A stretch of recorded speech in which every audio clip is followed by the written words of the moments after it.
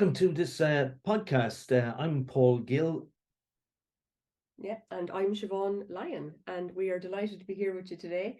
We're just starting today, so this is going to be a bit weird. It's our first podcast in a series of many to come. Yes. So we're finding a way as we go. So bear with us if we make any mistakes or errors. That's fine.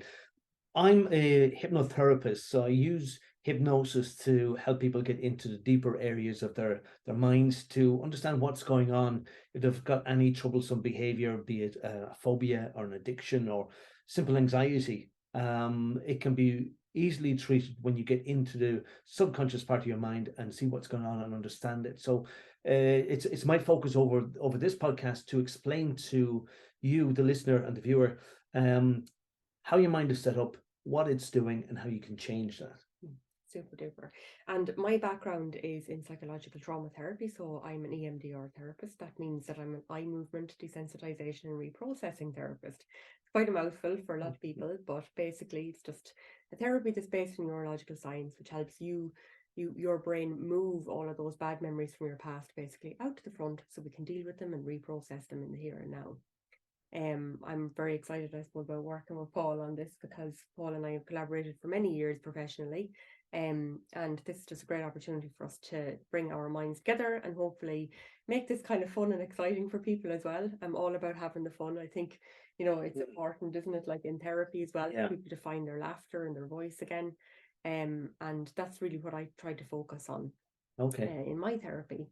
Yeah. So I think the purpose of life is to be happy. That's my philosophy anyway. Yeah. And I like when you're able to tell somebody that everything in their subconscious mind is changeable. Yeah. It's malleable, it's pliable. You can mess around with it, you can change it. You're not stuck with anything unless you want to remain stuck. I love that actually. You say like the purpose of life is to be happy. Yeah. But happiness, it can't be there all the time, and I think No, that's it where shouldn't people be. get caught. Frankly, I am suspicious of people who are happy all the time. When I see people online and they're smiling like this, got a full set of pristine white teeth and everything is, and it's not, you're supposed to be sad. You're supposed to go through a full range of emotions as a human being. Like it would be inappropriate to be happy at a funeral. Yeah. So you're supposed to be devastated, you're supposed to be sad, and you're supposed to be miserable. It's inappropriate to be happy when somebody pulls out in front of you, or bangs the car door off your car door, breaks your wing mirror. It's appropriate to be angry. And I'm not one of these people who goes in for political correctness. And sometimes, we're taught as children not to be angry, not to throw tantrums or whatever. But sometimes it's appropriate. But I suppose the measure is if your reaction is out of proportion to what you're actually experiencing. That to me shows signs that somebody is reacting to not just what's happening now, but everything that's gone before now. Yes. And that happens. So what you're saying, you're talking about people that are conditioned then to react. We're all conditioned through our upbringing, our environment, our families. A friend of mine puts it really well. He said, if it wasn't for our families, we would have grown up just fine. And it doesn't make sense, but it does make sense. We are conditioned. We learn things about ourselves and our families. I'm the middle child of 8.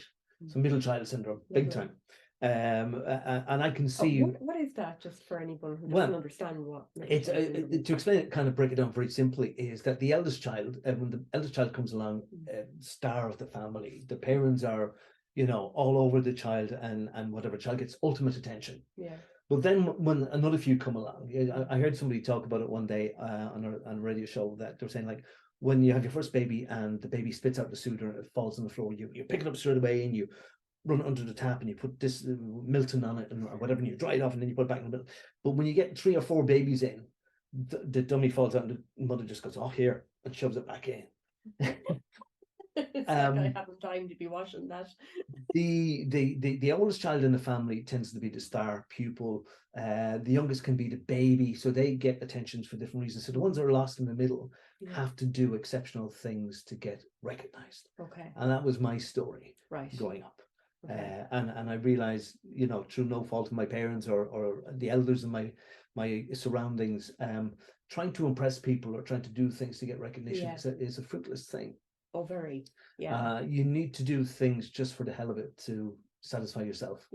And to push your limits and your boundaries. Now, there's another thought around that, just as you're speaking about it. Some people would say, there's some research to suggest in addiction studies, because I studied addiction studies, one of my first things, my first degree. And they were saying that approval is like one of our first addictions. You know, so like what you really want is, you know, your parents' approval of older siblings, aunts, uncles, teachers in school. You know, we get this approval and then we keep, you know, gravitating towards it every time. Radix. So then it's like the people pleasing thing comes in. Oh, I don't want to upset people. Now, this would be my thing. I am the youngest child in my family. And my thing would be, oh, not to upset anybody and all this kind of thing. So then I grew up quite angry, actually. Yeah. But I hit my teens, I was like, rah. Yeah. All those emotions have to go somewhere. Emotions are energy. And it's like a kettle that the lid is boiling up.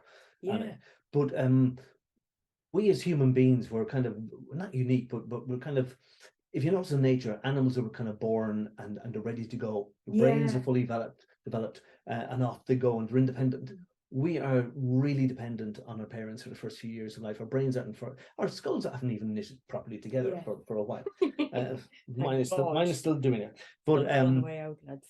So we do learn to please. You notice if you smile at a baby, the baby smiles back. Babies, why babies are so nice is that they need to be liked. So they learn from the get-go, if I'm not pleasing to my parents, they're not going to feed me or change me or make sure I'm safe.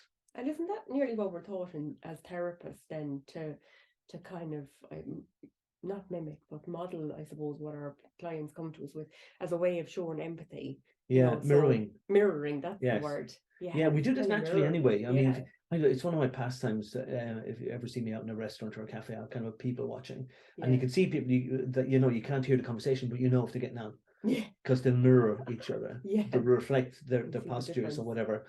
And even when you can hear the conversation, you'll notice if the pace of the conversation, if it's equal on both sides, or one is out of sync with the other. You'll pick up these things. And that to me, I think it comes down to our basic need is to survive. And our subconscious mind, I suppose I should explain a little bit to people who are totally new to this. The subconscious mind and the conscious mind. I use the analogy of an iceberg. So an iceberg floating in the sea, people think of a snowy white mountain thing. That is the tip of the iceberg. That's your consciousness. Your consciousness is the part of your mind that wakes up when you wake up in the morning. It's logical, rational, reasonable, runs across the course of the day, loves to think it's in charge of everything. Your consciousness decides to give up smoking, to stop drinking alcohol, to go on diets.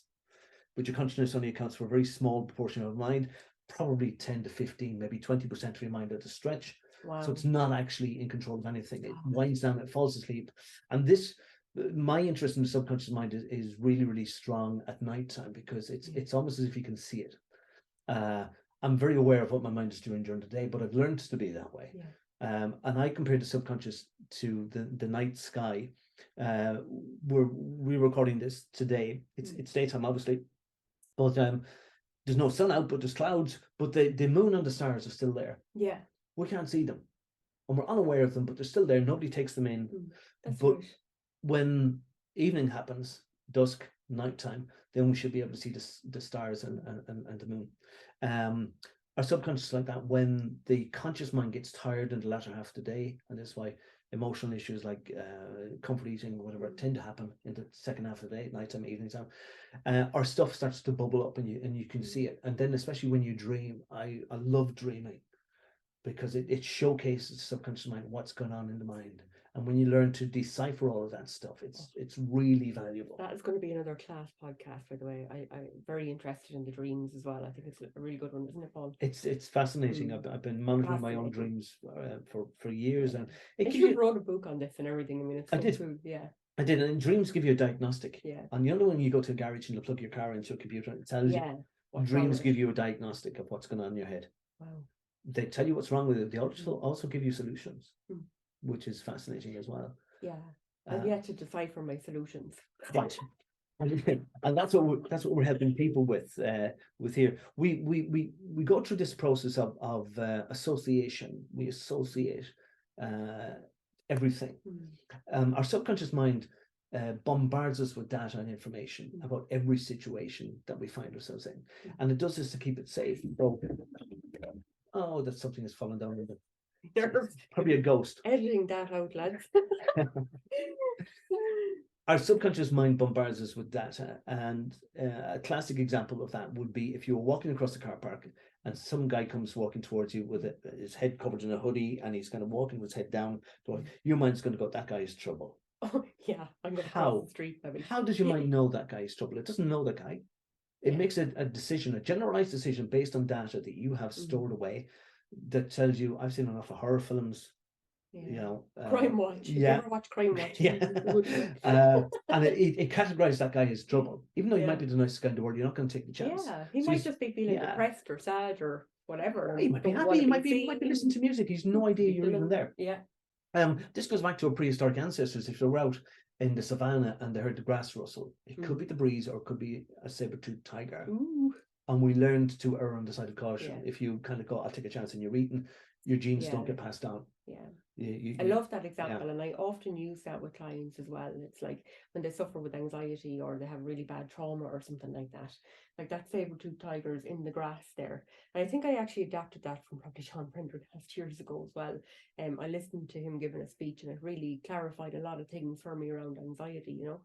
And one of the things I hugely believe in, I suppose, is people treating the things that they specialize in, or that they have, or specializing in the things that they have experienced themselves. And I think that's a huge thing. And I know it's going to cause a little bit of controversy with therapists out there, because I know there's a lot of great therapists out there doing great work, and they have not had a lived experience.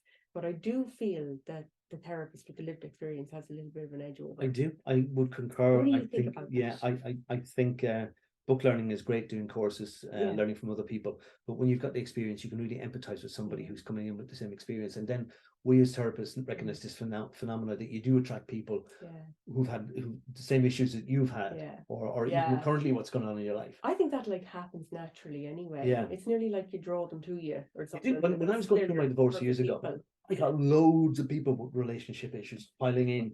I thought, I'm going to change my profession to a relationship coach.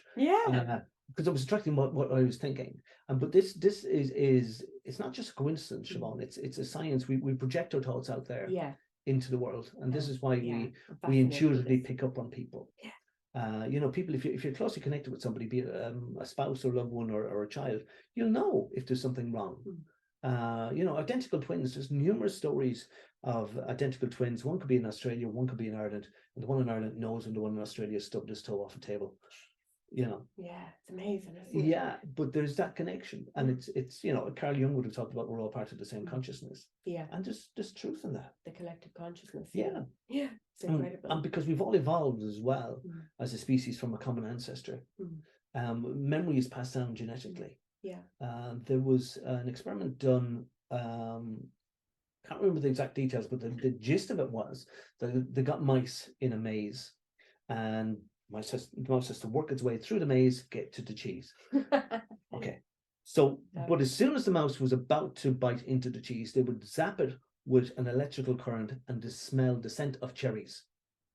And the mouse, of course, would recoil and run away. Wow. And then after a while, it'd come back and try again, tentatively, and get zapped with the same electricity and the scent of cherries. That mouse learned then that cherries, the smell of cherries and electricity were bad for it. Okay. The bred, I think it was 6-7 generations of mice from that mouse, and put its descendants into the same maze. And all they did this time was they just zapped them with the smell of cherries, and the mouse would recoil. Wow. So the mouse has learned that cherries are bad news. So the smell of cherries are bad news. So we pick up this genetic memory. Everything, our ancestors, our lineage has come before. There is a certain amount of that. But the good news is we're not stuck with that. That happens to be a bad experience. We're not stuck. We can change, of course, because our cells are ever renewing and moving forward and changing, and we're adapting ourselves, and and breaking the chain, I suppose, is the thing, isn't it? It is, and I suppose if you got kids or yourself or whatever, you don't want to pass on this crap to the next generation. So maybe make a pledge with yourself that, you know, this stops with me. And it can stop, and that will be no more abuse. But I use that too, because sometimes we'll do things for other people that we wouldn't do for ourselves. You know, if you've got low self-esteem or anxiety, even, or depression or whatever, sometimes you wouldn't be motivated to do something for yourself, but you can go, no, I'm not letting this harm anybody else that I do care about. Which is actually piggybacks off the last thing I said, is I think it's the therapist that's in recovery, that has recovered from their things, that really helps I remember going to a therapist many years ago who shall never be named, but clearly she had no work done on herself, you know, and was delving into these things. So when you're saying that, it's like, in order to actually break a chain or make a change or make a difference, you must look after yourself first. So your own self-care is key. Working through your own issues, so important. Yeah. And as they come up, like I would say that, like, issues still come up for me at this stage of my life. They should And, do. like, You're a work in progress. you know, goes, I'm probably more, I'm probably 20 years going to different therapists, I'd say, on and off. Obviously not continuously, but on and off. So as issues come up, does that come up for you, like, after hypnotherapy, or is that different? Because obviously I don't practice. No, there's a similarity there. You will always see your own issues reflected in the people who sit in front of you, always. Yeah. And it's to recognize like counter-transference or it is, and I think going back to people who've kind of, you know, lived their life and been through therapy themselves, it allows you to have an enormous amount of empathy, not sympathy, empathy with somebody. And sometimes, like, when somebody sits in front of me, they're so used to, like, when they tell their story, to somebody saying, "Oh, it's going to be okay. You're going to be fine. You're lovely." And I go, "No, that's crap. Yeah, that's shit. Yeah, they are. Really, yeah." And they get, because you're not trying to convince them of anything, and you're kind of going, "Yeah, if I went through the same as you, I'd feel exactly the same as you." So now you know how you feel about it. What way would you like to feel about it? Yeah. So you. What's the goal? Yeah. Because that has to be clear, doesn't it? It does, because again, as human beings, we learn to give out about stuff. A lot. Yeah. You know, when we have a problem. Glazed over. Oh yeah. When we have a problem, we don't kind of magically access a deep part of mind. Go, how do I fix this problem? We give out about it. Never. Like a toothache. Yeah. Toothache. I had a toothache, and I kind of go, it's okay, it's not too bad, I can put up with it, it's fine, it can go. And then after a couple of days, I go, it hasn't really gone, it's probably getting a little bit worse, I'm going to have to go to this. No, it's okay, I'll stick a bit of chewing gum in it or something. And then you keep going until it gets to a point where it gets so bad, you go, oh God, I'm going to have to go to the dentist. And the dentist sits you down, injects you, and going to yank the thing out, and you go, oh, it's gone. Right. Great. I should have done that 2 weeks ago. Why would have? But we do this with everything, Siobhan. It's human nature. Probably men even more so than women, I think, because men don't be inclined to go to doctors or dentists as much as women do. I could speculate on that, but I'll probably get an awful lot of kickback. It's all right, I'm here. Okay. It's okay. Women tend to be the carers, whether it's children or whatever, and they'll learn that they're conditioned to be that way as well. And women like to talk about their problems and issues with other women or friends or whatever, and the talking is their therapy. They're able to get it out there. If a woman sits down with a man and is telling him a problem, the man is going to go, what's the solution to that problem? Yes.